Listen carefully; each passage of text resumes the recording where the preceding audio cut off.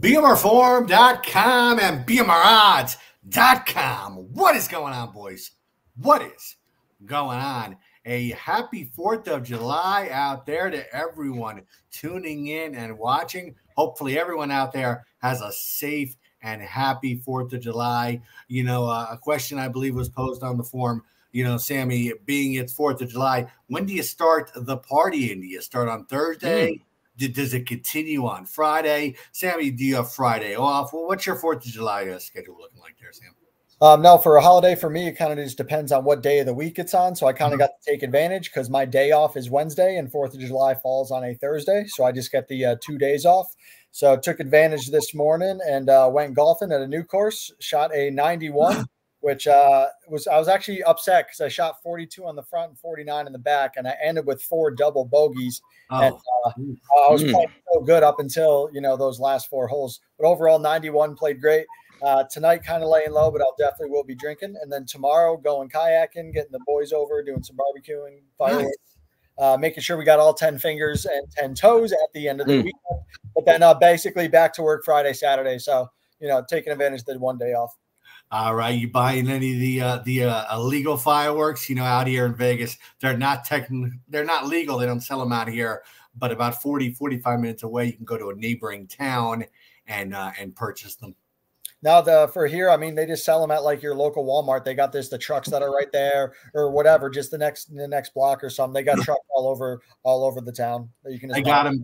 They got them out here too. Those are the legal ones. Yeah. You know, go a little bit of town. You could buy the ones that shoot all the way up in the air. It's a lot of fun. You know, I spent a lot of money. Fingers. I spent a lot of money throughout the years, you know, on them.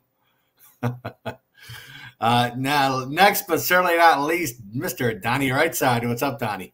Yeah, by the way, with the fireworks, I don't know when they technically became legal because I've always lived in New Jersey and it was like taboo. You never saw them around, maybe some sparklers, but now like Walmart, you see them at BJ's and Costco and even at your local grocery store. It used to be like, let's just say we would drive to Florida and we thought it was the coolest thing getting down to Virginia and North Carolina. Like, wow, they sell fireworks. We got to buy a lot of them before we get home because they were nowhere to be found. But it's amazing that you can find them just about anywhere now. But yes, don't burn down your house. Don't knock off a couple fingers out there in these streets, but also getting to the point where I love the fact that it's on a Thursday because sometimes it's just like sandwiched in. I feel like Thursday, Friday, Saturday, and Sunday is all like a holiday wrapped in one. Yep. So I'm going to enjoy this weekend, no doubt about it.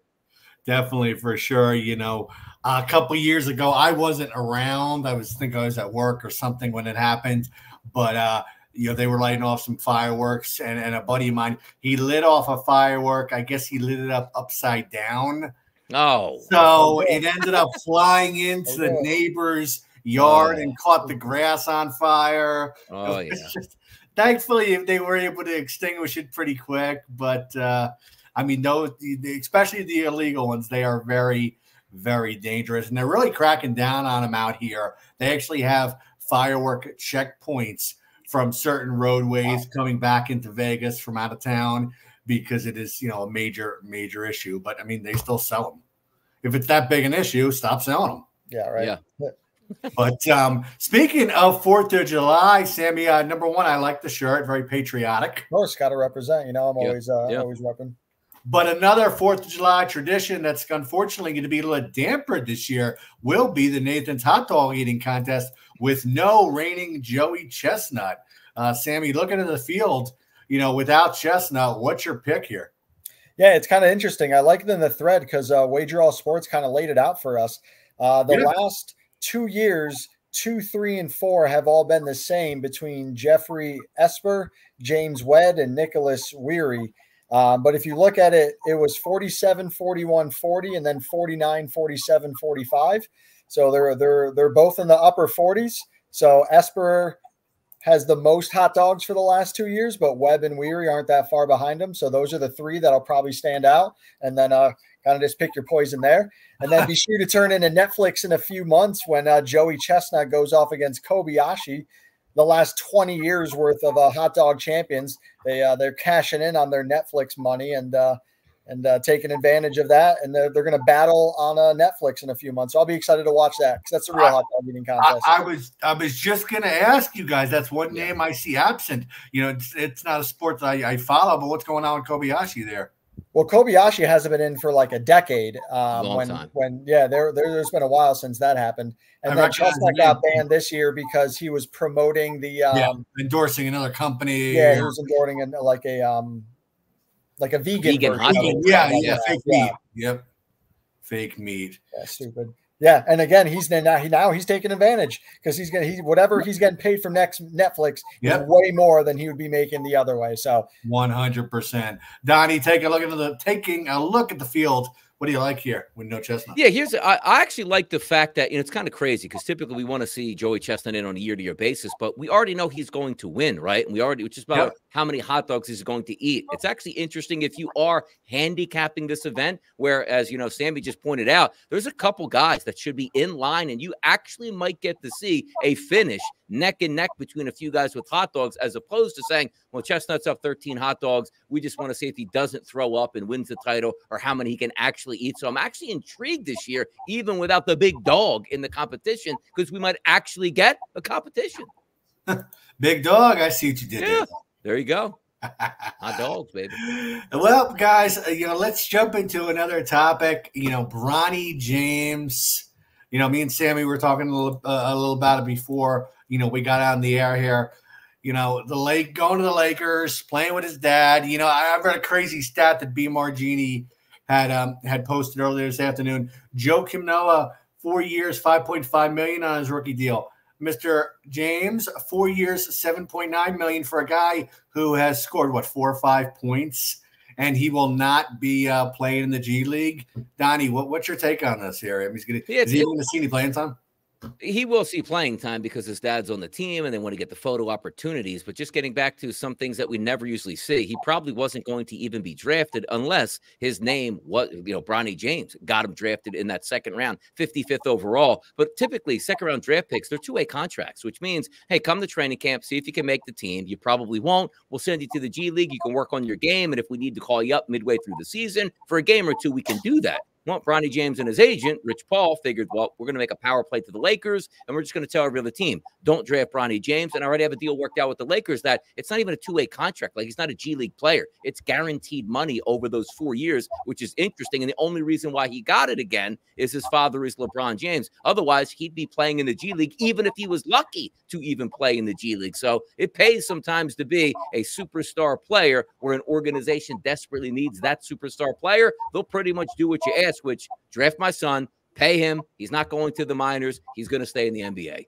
Yep, exactly right. And it's pretty crazy, Donnie. I was reading, if he was telling teams, if he wasn't going to the Suns or wasn't going to the Lakers, he was going to play in Australia. Yeah.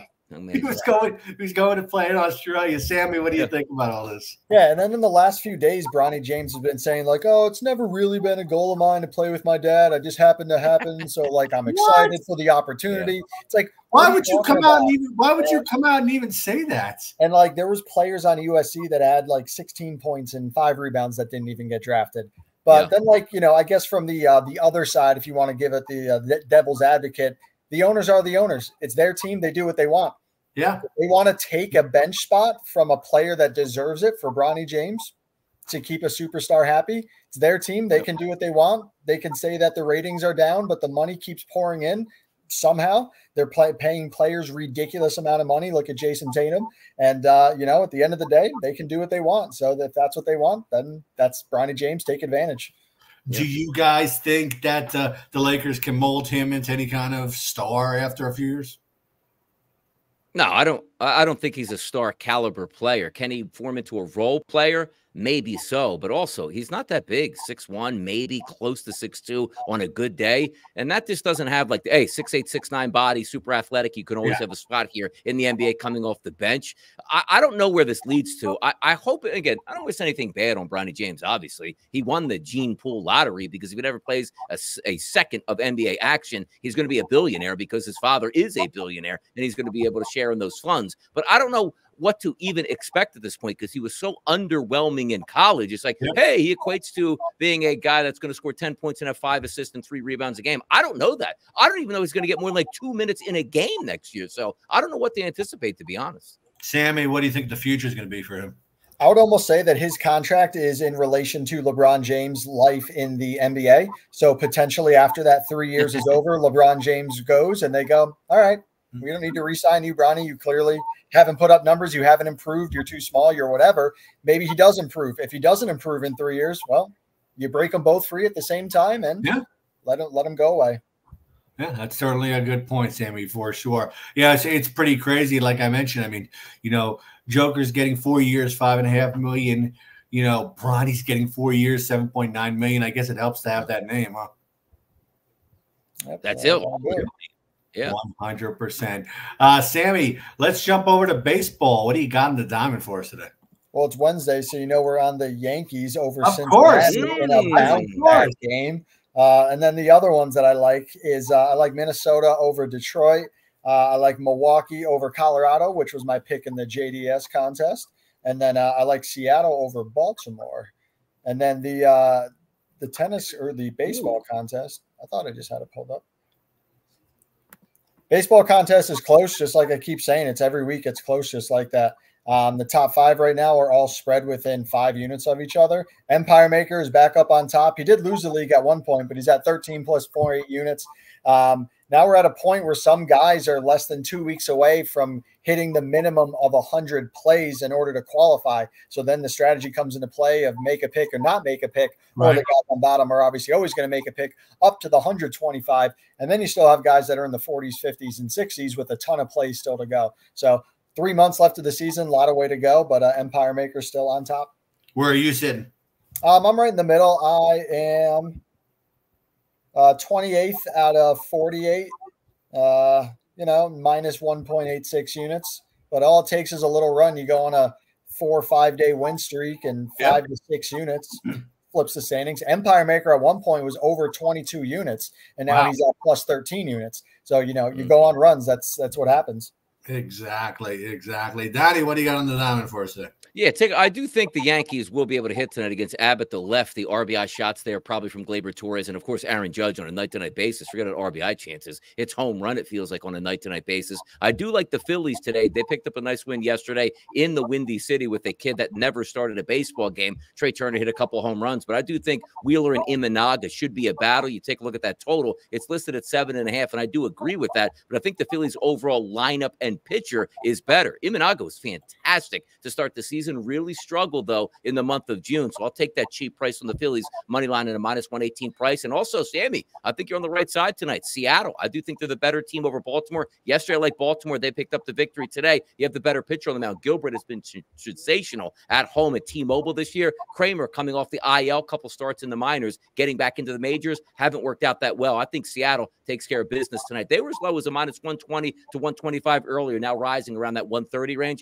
and I agree with that too. Seattle should pick up a victory, and so should the Philadelphia Phillies. All right. Thank you, Donnie, and good luck with those. Sammy, how's that tennis thread looking? What do you got today? What's the overall record there? Yeah, tennis is going pretty good right now. Wimbledon action. It's actually watching the 4th set right now between Sinner and Berrettini. I just hit the over because Berrettini won the 3rd set, so we're in the middle of the 4th set there. But I'm 5-5 today, just minus some juice. Overall in the grass season, I'm 64-59. Essentially, minus 200, so just minus 2 units there. But overall in the year, I'm 504 and 408, plus 42 units. So still having a great year. We're, just on day 3 of Wimbledon, day 3 of 14. So a long way to go. Tons of bets, tons of action, and hope for some winning plays, of course. Awesome. All right. Well, a quick shout out here from BMR Genie to Carolina Kid. I know myself and everybody at the forum is hoping you are doing okay there, CK, and definitely please check in, with us when you are able to. But Sammy, you've been following this JD roulette threat. He's trying to win 500 hours a day. I'm never a big roulette player. I never got into it. I think, I think I posted in the forum in the thread as well. It's just a spin of a ball. I don't think there's really any quote unquote system. Just my opinion anyway. What do you think? You've been following it? Yeah, there's definitely are systems and ways to, use the numbers and the odds to, I'm not saying to your advantage, but to get a potentially minus even. It's always just a marginal system, though, as far as just raising the bet or doubling the bet just till you go back to that single unit bet, just as long as that system doesn't hit 5, 6, 7, 8, 9 times in a row, whatever that number is, and then you're fucked. Yeah, but it all comes back. But a system like that takes a ton of patience, and it takes a ton of, discipline. Yeah, discipline. That is the right word. Thank you for saying that. But yeah, I mean, I remember doing it myself one time at the casino like 10 years ago, 15 years ago when I was younger, and playing for 2.5 hours for $250 and then losing it in 20 minutes at the craps table. So yeah, I mean, that's discipline right there. So that's what it takes. But JDS has a system. He's won all 3 days, or actually since last Saturday. So 4 days in a row.